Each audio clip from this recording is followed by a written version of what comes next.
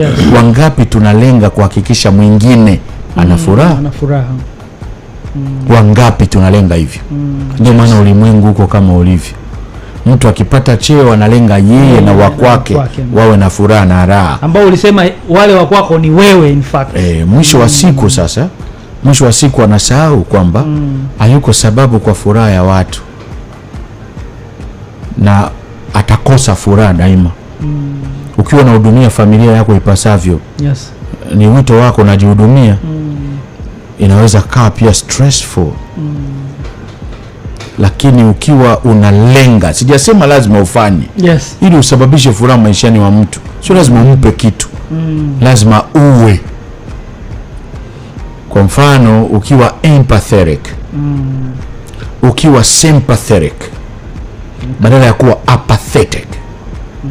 Kwa sababu ukiangalia sasa hivi watu wengi ni kusababisha watu wengine vitisho na nani, kuwaonyesha kila mmoja, yes, kuwahuzunisha wengine, kutaka kuona yeye ndio anashinda. Fuatilia vizuri ili uelewe kwamba tumeumbwa kwa msingi hiyo. Wanaocheza mpira wakiwa wanakimbia pale, wanaingiza goli, wanapiga timu pinzani 6-0. Timu pinzani wanakaa hoi, wengine wameshika vichwa namna. Fuatilia, wanaowafariji wengine ni wale walioshinda. Baada ya kushinda, hata ile shahawa inayotunga mimba inalia, wenzangu wote wamekufa, mimi tu ndio nimekuja. Hata wanaoshindana wanashindana kwa starehe tu, mwisho wa siku wanajutia wale walioteseka, kwani ilibidi washinde wote.